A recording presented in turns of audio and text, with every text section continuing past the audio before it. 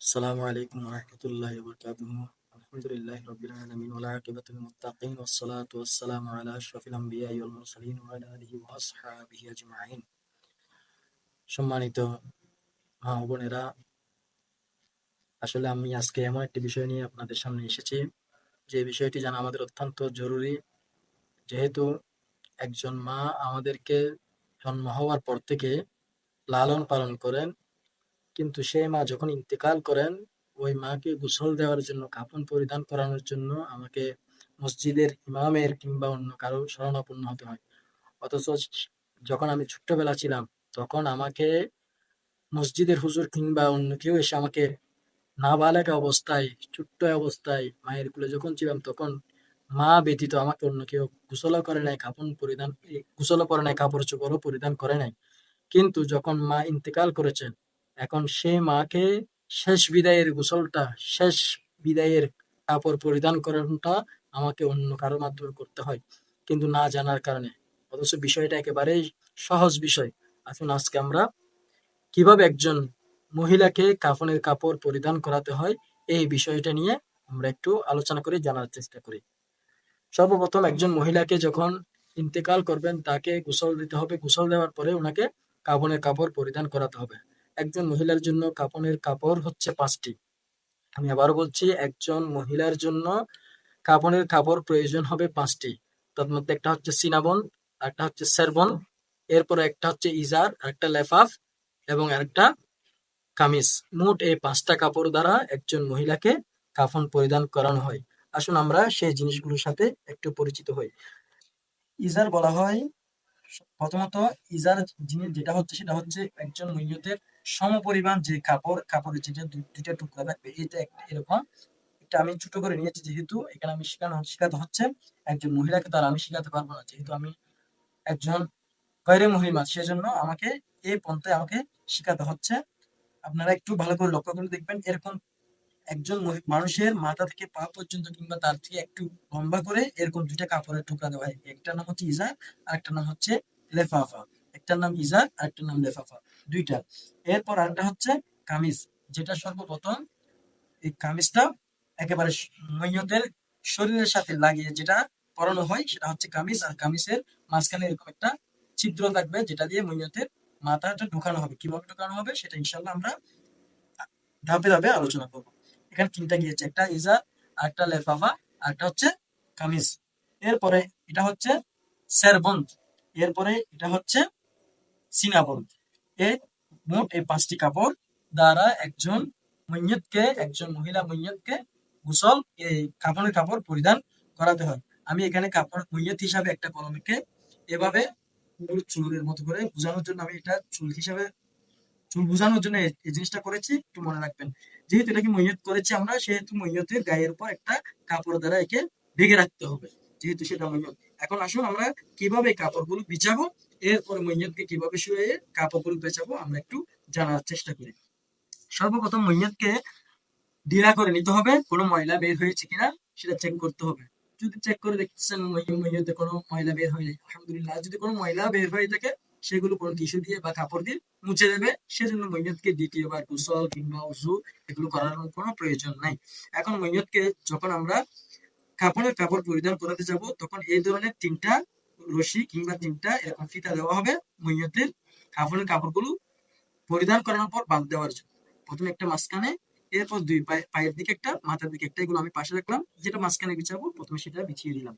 বিছিয়ে দেওয়ার পরে আমাকে প্রথম, একেবারে সর্বপ্রথম যেটা বিছাতে হবে, সেটা হচ্ছে সিনাবন। সর্বপ্রথম সিনাবনটা আমাকে এখানে এভাবে বিছাতে হবে। সিনাবনটা এভাবে বিছাতে হবে, যেন মইয়তের সিনা সমপরিমাণ জায়গায় থাকে, ওই অবস্থায় বিছাতে হবে। সিনাবন বিছানোর পর এটার উপর আমাকে বিছাতে হবে ইজার। ওই যে বড় বড় দুইটা কাপড়ের টুকরা দিয়ে, যে একই সাইজের কিংবা একটু বড় সাইজের মইয়তের থেকে ওই ইজারটা ঠিক সুন্দর করে মাঝখান বরাবর বিছিয়ে দিতে হবে। ইজারের পরে আমাকে বিছাতে হবে লেফাফা। ইজার আর লেফাফা বিছানোর সময় আপনাকে অবশ্যই খেয়াল রাখতে হবে, মইয়তের শরীর মোটা থাকতে পারে বা চিকন থাকতে পারে, কিংবা কাপড়ের বহর বড় ছোট থাকতে পারে। কাপড়ের বহর যদি বড় হয়, তাহলে আপনি একটার উপর একটাকে এভাবে ভাঁজ করে বিছা দিতে পারেন। আর যদি দেখতেছেন মইয়তটা একটু স্বাস্থ্যবান কিংবা কাপড়ের বহর কম, তখন আপনি এভাবে ছড়াছড়ি করে দেবেন। ছড়াছড়ি করে দিলে দেখবেন মইয়তের সম্পূর্ণ শরীর পেঁচিয়ে আসতেছে। আর যদি মইয়তটা শুকনা হয় কিংবা কাপড়ের ভর যদি বেশি হয়, তাহলে আপনি একটার সাথে একটা ছড়াছড়ি করে দিলেন। এখন ৩টা কাপড় আমাদের চলে গিয়েছে। একটা চিনাবল, আরেকটা ইজার, আরেকটা লেফাফা। এরপর আমরা বিছাবো কামিজ। কামিজের ২টা পার্ট রয়েছে, একটা সামনের দিকের, আরেকটা পিছনের দিকের। আমরা সামনের দিকে আর পিছনের দিকে বুঝবো কিভাবে? একটু ভালো করে লক্ষ্য করলে দেখবেন সামনের পার্ট যেটা, সেটা বুক বরাবর একটু ছেঁড়া রয়েছে, ছেঁড়া থাকবে। এই বুক বরাবর যেটা ছেঁড়া, সেটাকে আমরা ভাঁজ করে ফেলবো। সামনের পার্টটাকে আমরা ভাঁজ করে ফেলবো, পিছনের পার্টটাকে ঠিক মাঝ বরাবর আমরা বিছিয়ে দিব। এটা ভাঁজ করে উপরে রাখবো। এটা এই কামিজটা আমরা ঠিক মাঝ বরাবর বিছিয়ে দিলাম। এরপরে যেটা সেরবন্ধ রয়েছে, এই সেরবন্ধটা কয়েক ধরনের দেওয়া যায়, কিন্তু সবচেয়ে সুন্দর এবং উত্তমটা হচ্ছে এই সেরবন্ধের কিছু অংশ আপনারা এই যে কামিজ যেটা ছিদ্রওয়ালা আছে, এই ছিদ্রটার ভিতর দিয়ে ঢুকিয়ে দিবেন। ছিদ্রটার ভিতরে যখন আপনি এইভাবে ঢুকিয়ে দিবেন, দেখেন একটু আমি বোঝার জন্য এটা হাতে নিয়ে দেখাচ্ছি। এইভাবে যখন আপনি ঢুকিয়ে দিবেন, তখন এই সেরবন্ধের কিছু অংশ মইয়তের পিঠের নিচে চলে যাবে, আর কিছু অংশ মাথার দিকে বের হয়ে থাকবে। এরপর যখন আপনি এটা বিছিয়ে দিলেন, এটা পাস করে এদিকে দিলেন, সেরবন্ধটা এদিকে উপরে রয়ে গিয়েছে। এখন আপনি মইয়তকে নিয়ে আসবেন। এটা এভাবে বিছানোর পর এবার মইয়তকে নিয়ে আসবেন। কখনো কোনো অবস্থায় মইয়তের কাপড় সরানো যাবে না, যেহেতু উনি মইয়ত, ওনার সতর টাকা হচ্ছে ফরজ। উনি ইন্তেকালের পরে ওনার সতর ডেকে রাখা আমাদের উপর ফরজ, ওনার উপর নয়।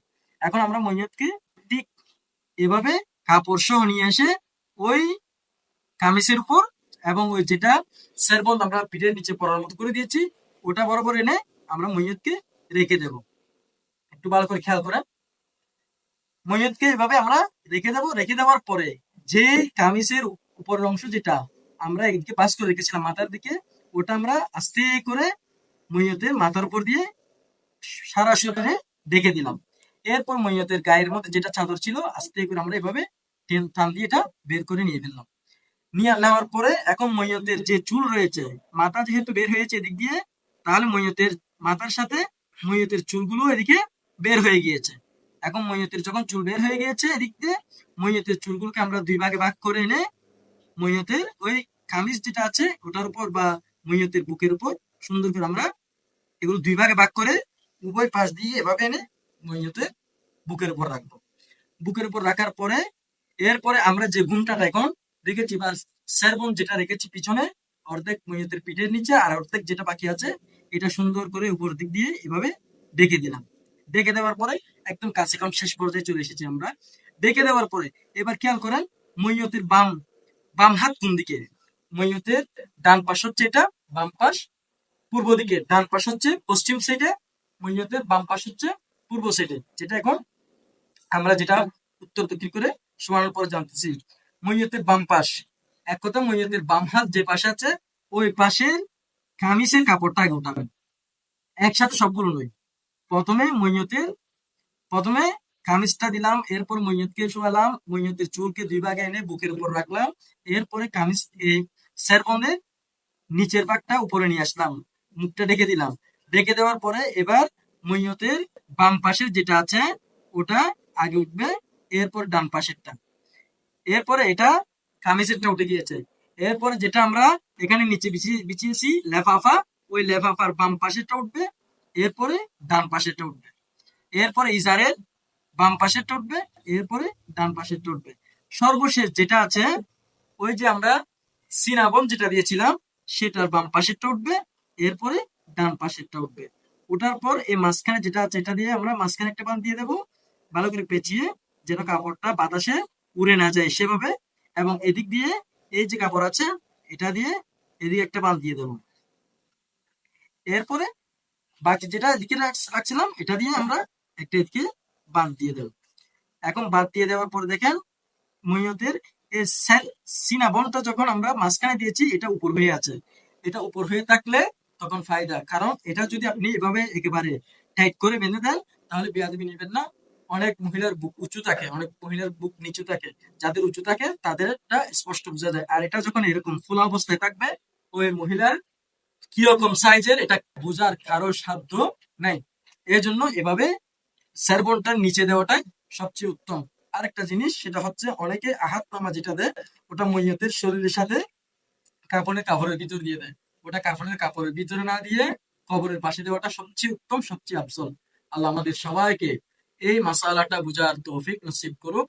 যদি কেউ না বুঝে থাকেন ইনশাআল্লাহ আমাদের সাথে যোগাযোগ করলে আমরা বিস্তারিত আপনাদেরকে জানিয়ে দেবো। আল্লাহ রাব্বুল আলামিন আমাদেরকে মা বাবা ইন্তেকাল করার পর অন্য কারো মাধ্যমে গোসল না দিয়ে নিজেরাই গোসল যেন মা বাবার গোসল দিতে পারে, আল্লাহ সেই তৌফিক নসিব করুক। আরেকটা নসিহত করে যাচ্ছি, মা বাবার গোসল সবচেয়ে উত্তম হয় আপন মেয়ে যদি বা মেয়ে কিংবা পুত্রবধূ যদি মায়ের গোসলটা দেওয়া হয়। কারণ উনি যখন মারা গিয়েছে ওনার রোগের কারণে অনেক ধরনের ওনার কাছ থেকে ত্রুটি বিচ্ছুতি দেখা যেতে পারে কোনো রোগের কারণে বা কোনো সমস্যার কারণে। সেই ক্ষেত্রে ওই মইয়তকে যখন আপনি কন্যা সন্তান যখন ওনাকে গোসল দেবেন, তাহলে কন্যা সন্তান কখনো আপন মায়ের দোষ কাউকে বুঝাবে না। সেই ক্ষেত্রে মইয়তের জন্য সবচেয়ে উত্তম হয় আপন মেয়ে কিংবা পুত্রবধূ দ্বারা গোসল করা। আল্লাহ আমাদের সবাইকে বুঝার এবং আমল করার তৌফিক নসিব করুক। আসসালামু আলাইকুম ওয়া রাহমাতুল্লাহি ওয়া বারাকাতুহু।